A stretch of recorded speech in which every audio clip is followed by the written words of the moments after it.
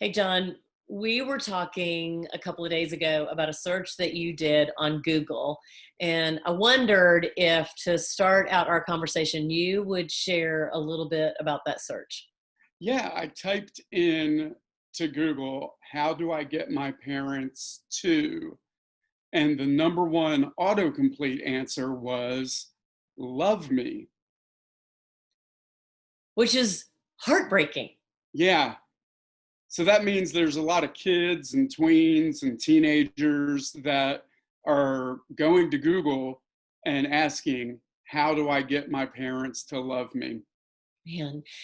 And you actually wrote a blog about how can you help your children know that you love them. I would I would be excited to hear from you some of the points that you shared about things that parents can do, because I think a lot of us feel like we tell our children that we love them and they Right. they know we love them, Right. but there might be some other things that we could do. Yeah. Yeah. I mean, it's almost cliche to say, I love you, good night.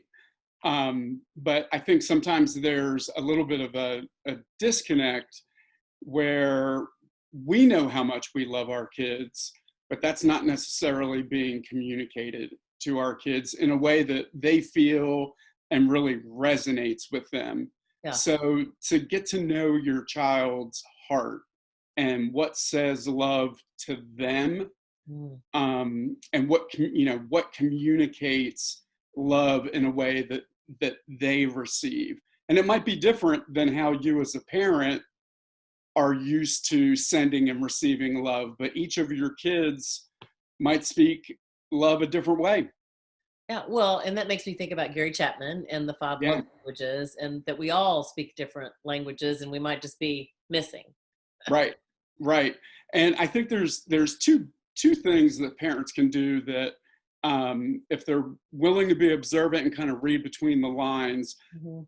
One is to pay attention to what your kids ask of you.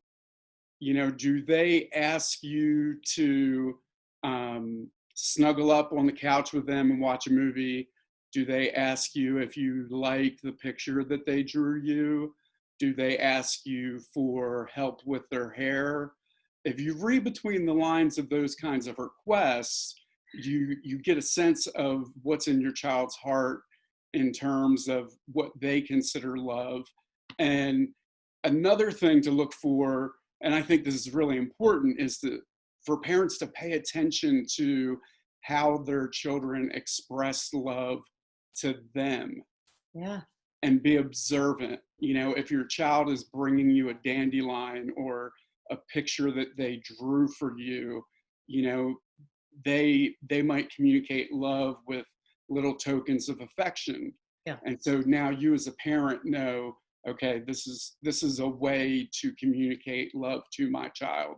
If they ask for help with their hair, if they ask if you really like a picture that they drew, that might mean that they communicate love in other ways. So pay attention to how your children try to love you, and there's a really good chance that that's what speaks love to them.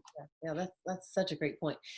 We were also talking about just time together and what that means to children when it comes to feeling loved. Yeah, there's kind of this thing that I hear a lot from parents that, well, we may not get a lot of quantity time together, but when we're together, we make sure it's quality. And research shows us that kids really need both. They need quantity time and quality time. Yeah. Kids spell love Time, and there's really no substitute for spending time with your kids. Hmm. Yeah. When you've got really busy schedules, that's kind I of know. hard to figure out. But it is interesting, even in these times, to hear how many families have said, man, we just didn't realize how busy we are. And we feel so much more connected. Uh, Right. and it's like the fighting has calmed down a lot and we're together a lot. So that's interesting. Yeah. Yeah, and our kids. I think something that parents often underestimate the value of is routines and structure and rules and rituals I and don't think kids traditions. appreciate that at all, right? You know, and it might seem counterintuitive, but those kinds of things help our children be in an environment that's predictable and secure, and Mhm. they feel safe. And when our kids feel safe, they feel loved. If it's just a free for all, um, that kind of sends a message, whether you mean it or not, that you're not into your child's well-being. When you put boundaries up, you're sending the message, I love you so much that I care this much about your well-being. Which, I agree with you. I think that is counterintuitive, especially when you have children who look at you and say, "You're not my best friend anymore," or "I hate you," because you have put the routines, rituals, and structure in place. Um, but yet, as parents, we have to know that that that is in their best interest and certainly does make them feel loved, even if they don't realize it at that very moment. Right. You may not win any popularity contests at that point, Yeah, but they'll thank you later on. later. Yeah. Yeah, that's so true. Okay, what else? Well, I think one thing that parents really need to be mindful of is that their kids are constantly watching them. And we send signals, we send messages constantly about how we feel about our kids, whether we realize it or not. If Mhm. I'm having a conversation with my child and I get a notification on my phone and I'm willing to stop that conversation to look at my phone, I've just sent a really strong message to my child. Right. So I encourage parents to really be aware that they're being watched and they are constantly sending messages about how they feel about their kids. And it's not just what they say, but how they say it, tone of voice, body language. And, there's plenty of ways to say, I love you, besides just, I love you, good night. Yeah. Saying things like, I'm proud of you, I believe in you, I'm always here for you. And this is one of the hardest ones, I'm sorry. Mm, Will mm, you please forgive me? yeah. All of those phrases are just as powerful as I love you and speaking love to a child's heart. We were talking earlier about helping children to understand the concept of there's nothing you can do to make me love you more or make me love you less. Can you talk a little bit about that?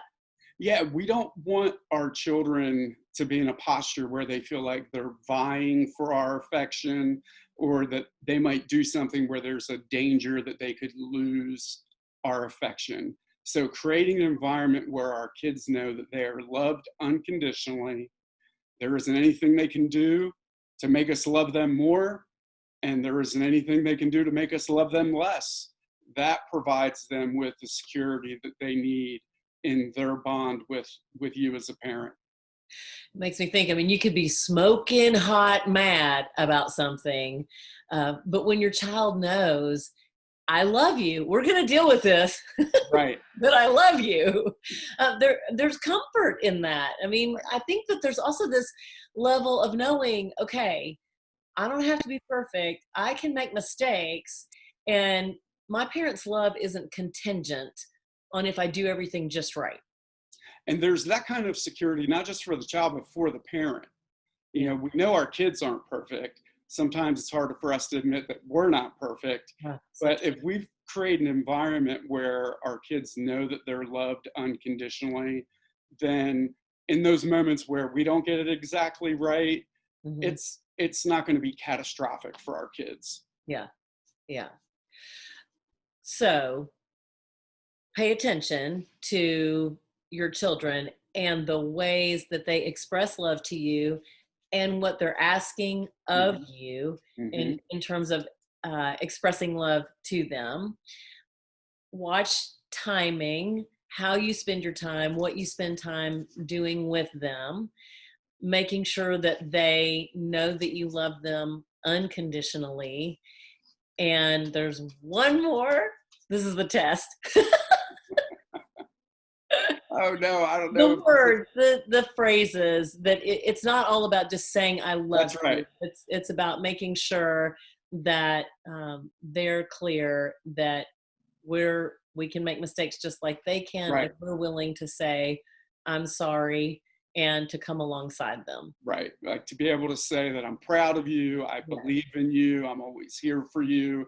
Those phrases are every bit as important as I love you. Yeah. Great information. Thank you so much for sharing with us. Absolutely. We want to keep kids off of Google trying to find out how to get their parents to love them. Yes, we do. Thanks, John.